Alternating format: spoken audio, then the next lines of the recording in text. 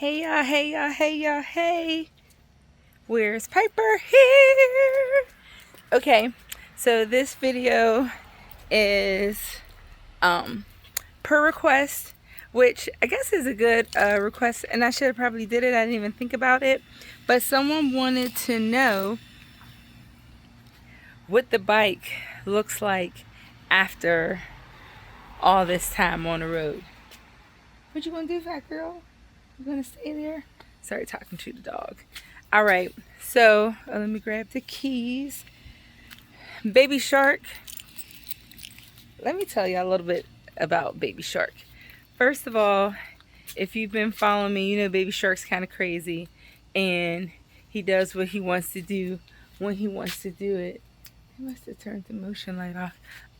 Does what he wants to do when he wants to do it. If he don't want to ride, he's not gonna ride. Like, honestly and truly, and he's just that bike. I know they're inanimate objects, but bikes definitely have personalities of their own. I'm gonna try to do that. Try to put a little light out here. Oh, you know what I can use as a light? Wait a minute. As I show you guys, how I turn that off. We got some light in here in our saddlebag if it's charged.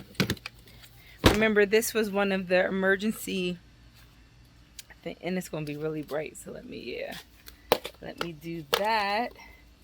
I'll try to set it up. See if that. Yeah, boy. Ah! Okay, so Baby Shark. When we started out, remember I had a flag that my flag was back here, and then the flag kind of did its own thing.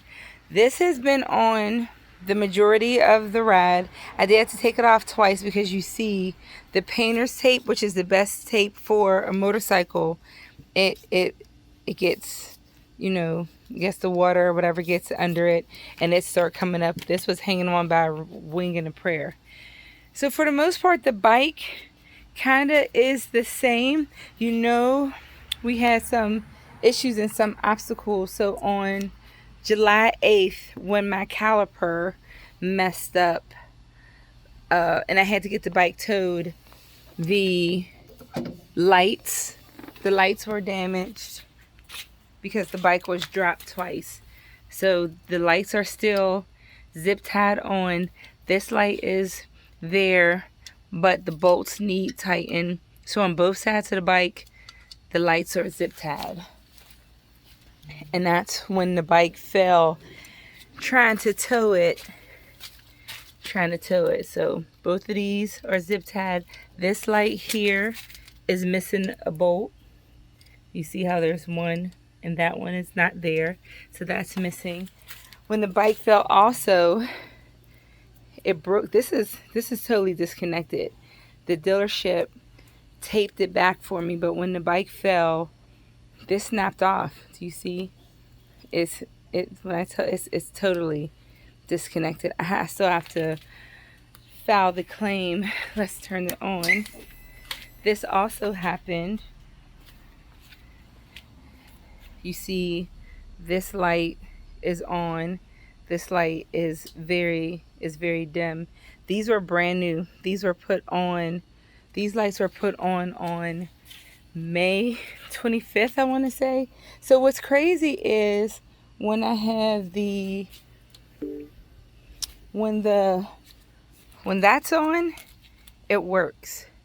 But you see, even that stays light and that goes off. Once it flashes, it's dim. But if I don't have the flashers on and it's just a turn signal, the turn signal comes and it'll go. But the reset light doesn't do anything.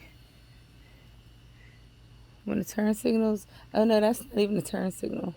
There, that's the turn signal. It'll go. But when the lights are on by themselves, it's just very light. And obviously that's not how it's supposed to be. And I'm surprised that it's even given this this much light, because it wasn't. It was totally out. I did try to email the manufacturer, and I was thinking it was the wire. See, it seems like it's, see how it's twitching? I don't know, I'm thinking it's the, I don't know, I don't like it. I'm going to get it replaced. So that's oh, what else came off? So, like I told you guys, when I'm riding, a lot of times I will lay back on the bike. So I had pool noodles. I put pool noodles on my rear pegs, and this definitely needs a new pool noodle and done again. Aside from that, and when I say lay back, let me see if I can, what I mean. I don't even know if you'll be able to see. Can you see? No, you can't see. Someone else will have for you to see. You can't see. So to show you, let you listen to how Baby Shark sounds, because I definitely think he needs.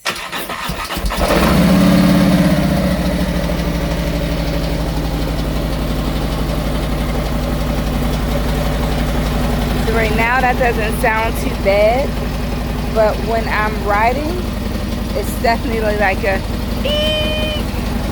Oh, you can also see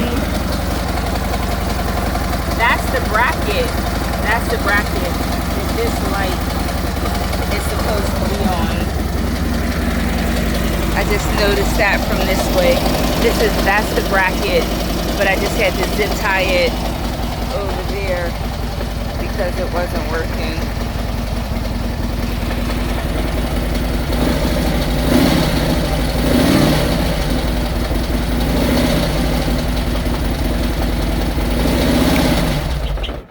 Oh, so did you hear that? Like the little squeak at the end? There's a squeak that on the bike right now, and I'm not really sure what the squeak is. So Baby Shark definitely has to go to the dealership. And to make it so bad, I did a lot on this ride, but I still have more to do. I still have three.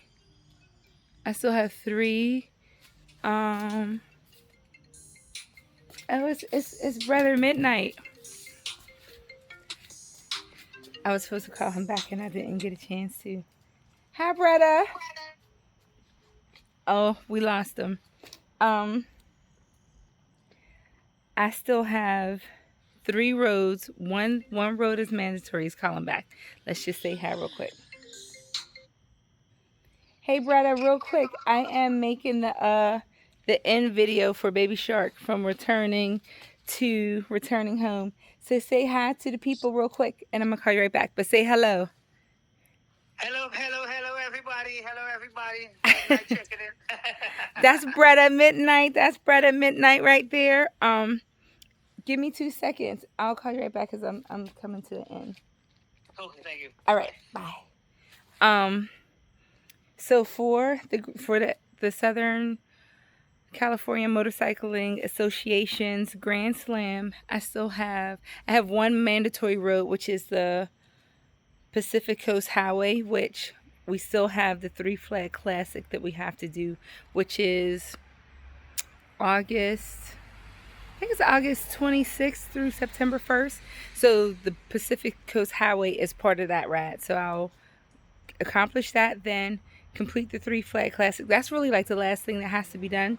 I do have to finish the rest of the Great Lake Cabot Trail. I have 5 points on that I still have to hit, and I have a 2-for-1 on that. The Kank, which is the Kangamangas Highway in Lincoln, New Hampshire, up to Bartlett. That's part of the Great Lakes Cabot Trail, and that's also one of the 15 best roads for the SCMA.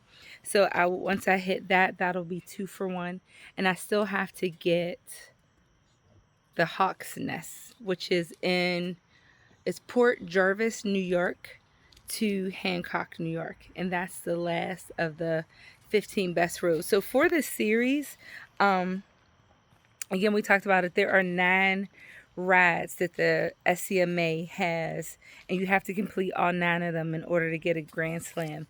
But if you do 3 of the 9 rides, then that's a Triple Crown. And it just so happens that if you do the California Adventure Series, which is 3 separate rides, then you get a California Triple Crown. So I'm super excited. I'm going to have a California Triple Crown, a Triple Crown, and the Grand Slam. So that's 3 series as well as the 9 separate rides. So like, it's just definitely an amazing thing. So California, the California Adventure Series, which is why I was in California so long, is 15 best California roads, which there are 60 California roads, and they break them down into 4 groups, A, B, C, and D. And in each of the 4 groups, there are 15 roads. So you have 15 best California roads, you have the 21 missions, and then you have the 24 national parks. So when you do all 3 of those roads, which they call the California Adventure Series, that's the California Triple Crown. And that's when I was in Cali I started that July 1st to July 8th is when I started that. And that's what I wanted to do in the 8 days, which had all like the crazy roads that were really, really beautiful. But then they have the 15 best roads across the United States. You have to do 15 roads there. And they have some beautiful roads like Twisted Sisters, which is in Texas. They have the Triple Nickel, which is in Ohio. The Snake, which is the bottom of the Triple Nickel, which is in Tennessee. 2 mandatory roads, Pacific Coast Highway, you have to do 120 miles on it. And the Blue Ridge Parkway, which is the East Coast, you have to do 120 miles on it. They have the Pig Trail, which is Route 23 in Arkansas, which is from, I think, Rogers to Ozark. They have a couple roads in Utah. They have the Highway of Legends in Colorado. Theodore Roosevelt